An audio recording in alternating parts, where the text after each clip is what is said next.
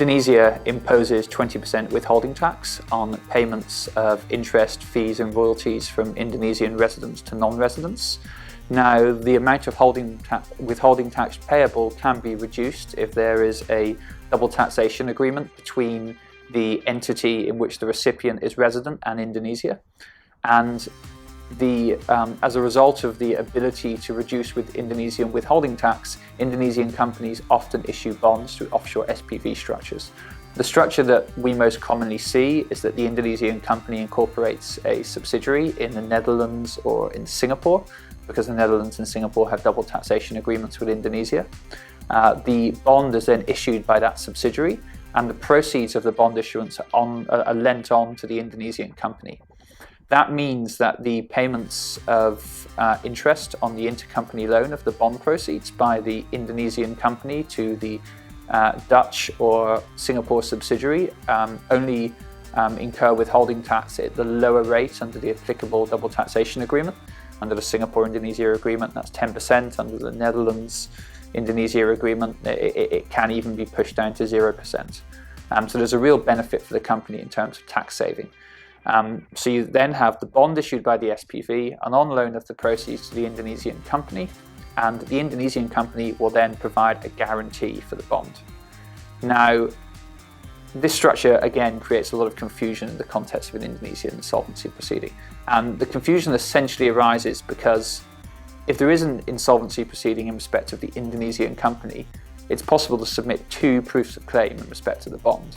One in respect of the guarantee provided by the Indonesian company, and two in respect of the intercompany loan of the bond proceeds. Now, clearly not both of those claims can be accepted because that would be double counting.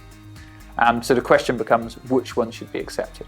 Now, if the intercompany loan claim is accepted, then the creditor is actually the SPV that issued the bond and lent the proceeds on to the Indonesian company. If the guarantee claim is accepted, then the creditor is either the trustee or the underlying bondholder who has the benefit of the guarantee. And again, the question of whether the trustee or the underlying bondholder should have the benefit of the claim is a difficult one, and something which is probably best discussed separately. But what we've seen in recent PKPUs is that Indonesian companies have manipulated this confusion to serve their own purposes. And so where they feel that they may not have enough votes in order to have the composition plan, which they put forward in the PKPU approved, they will, let's say, influence the outcome of the PKPU to ensure that the claim in respect of the intercompany loan of the bond proceeds, which is controlled and voted by their subsidiary, is the claim that gets accepted and voted in the PKPU. And international lawyers, you will often hear, and maybe Indonesian lawyers, talking about clever strategies to try and prevent that from happening. But the reality is that there is no one single strategy that can prevent it.